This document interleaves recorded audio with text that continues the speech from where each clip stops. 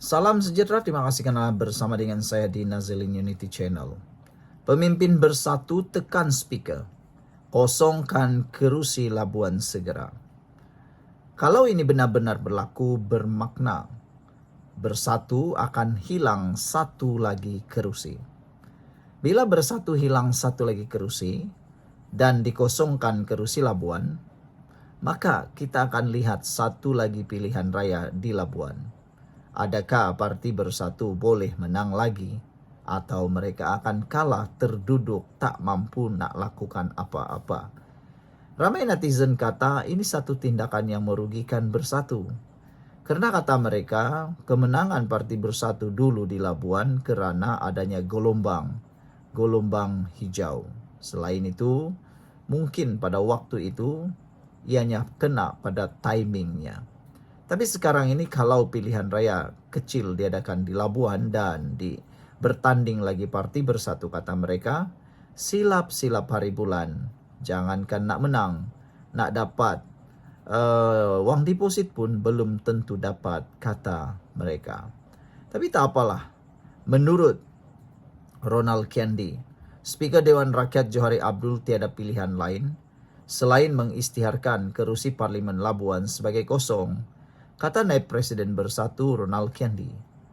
Menurut Ronald, ini berikutan keputusan Mahkamah Tinggi Shah Alam yang menolak saman ahli Parlimen Labuan, Suhaili Abdul Rahman, yang mencabar pemecatan automatiknya daripada Bersatu. Memandangkan Mahkamah Tinggi Shah Alam telah membatalkan writ saman dan penyata tuntutan Yang Berhormat Datuk Indra Suhaili, maka jelas alasan yang dijadikan sandaran oleh YB Tan Sri Speaker untuk tidak mengosongkan kerusi P166 Labuan dan menolak permohonan saya dalam surat terdahulu bertarikh 9 Julai 2024 sudah tidak lagi relevan dan terpakai, katanya. Oleh itu, YB Tan Sri Speaker tidak mempunyai pilihan lain selain daripada menghormati dan menjunjung mulia Perlembagaan Persekutuan dengan membuat pengisytiharan bahawa berlaku kekosongan bagi kerusi P166 Parlimen Labuan untuk membolehkan pihak SPR membuat ketetapan untuk suatu pilihan raya kecil diadakan segera, katanya pada kenyataan hari ini.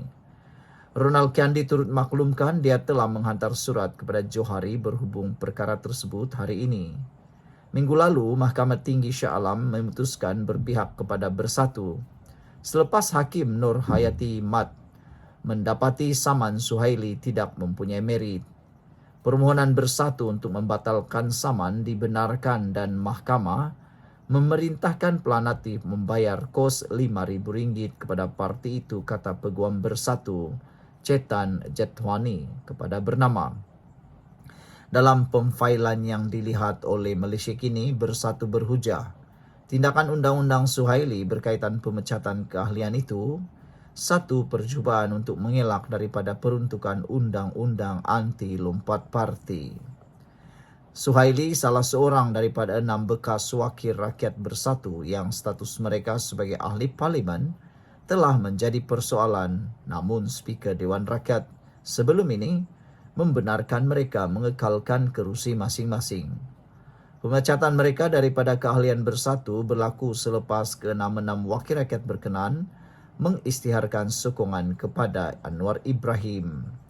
Susulan itu, Bersatu meminda perlembagaannya bagi menggugurkan keahlian mana-mana parti yang melompat, satu tindakan yang dijangka mengaktifkan peruntukan anti lompat parti di bawah perkara 49A Perlembagaan Persekutuan sekaligus menyebabkan kerusi mereka dikosongkan. Bagaimanapun, Johari menolak permohonan Bersatu untuk mengosongkan ke-6 kerusi tersebut. Dalam satu surat yang dilihat oleh Malaysia Kini, Johari berhujah peruntukan anti lompat parti bagi Perlembagaan Persekutuan bertujuan menjamin kestabilan politik.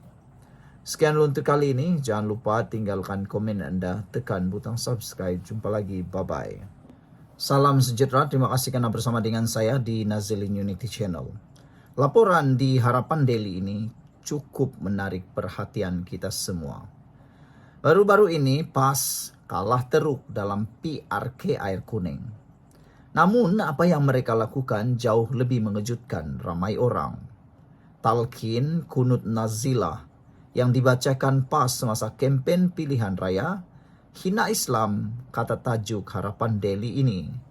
Naib Pengerusi 1 Parti Amanah Negara Amanah Kelantan, C. Ibrahim Muhammad menegaskan bacaan talqin dan kunut nazilah oleh PAS sebagai sebahagian kempen pilihan raya adalah satu penghinaan kepada Islam. Beliau berkata PAS menggunakan Islam tidak kena pada tempatnya. Mengulas tindakan parti pembangkang itu semasa kempen pilihan raya PRK Dewan Undangan Negeri Air Kuning baru-baru ini.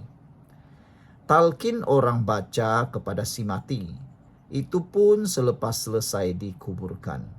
Bila talqin dijadikan lawak politik, maka ianya satu penghinaan kepada amalan Islam, kata beliau. Begitu juga dengan kunut nazilah. Ianya disyariatkan ketika berhadapan dengan musibah yang besar atau serangan puak bukan Islam. Bukan untuk mendoakan kehancuran sesama Islam kerana pilihan raya, jelas C. Ibrahim lagi. Semasa kempen PRK Dewan Undangan Negeri Air Kuning lalu, Pesuruhjaya PAS Melaka Zulkifli Ismail yang juga ahli Parlimen Jasin memimpin bacaan doa kunut nazilah. Untuk rekod, doa kunut nazilah disyariatkan oleh Rasulullah sebagai reaksi terhadap musibah besar atau kezaliman terhadap umat Islam. Contohnya, seperti penindasan terhadap umat Islam di Palestin, selain ketika bencana besar atau wabak, serta apabila berlaku kezaliman nyata terhadap umat Islam sebagai satu umat yang bukan sekadar perbezaan politik. Saudara, ini memang betul-betul mengejutkan kita apabila seorang pemimpin daripada amanah, iaitu Naib Presiden 1 Parti Amanah Kelantan, menegaskan bacaan talqin dan kunut nazilah oleh PAS sebagai sebagian kempen pilihan raya adalah satu penghinaan kepada Islam. Jadi saudara, itulah ramai yang kata sampai begitu terdesak sekalinya PAS nak menang, sanggup membacakan talqin dan kunut nazilah. Begitulah sikap nak menang sangat, kata netizen, sehingga mereka sanggup buat apa saja. Penerangan daripada Naib Pengerusi 1 Parti Amanah Negara ini cukup jelas. Kata beliau, PAS menggunakan Islam tidak kena pada tempatnya. Mengulas tindakan pembangkang itu semasa PRK Air Kuning. Kata beliau, talqin orang baca kepada si mati, itu pun selepas selesai dikuburkan. Bila talqin dijadikan lawak politik, maka ianya satu penghinaan kepada amalan Islam, katanya. Begitu juga penerangan cukup jelas daripada Naib Pengerusi atau Naib Presiden Parti Amanah, Pengerusi Parti Amanah ini, juga tentang kunut nazilah. Kata beliau, ianya disyariatkan ketika berhadapan dengan musibah yang besar atau serangan puak bukan Islam. Bukan untuk mendoakan kehancuran sesama Islam kerana pilihan raya, jelas C. Ibrahim lagi. Sekian dulu untuk kali ini. Jangan lupa tinggalkan komen Anda.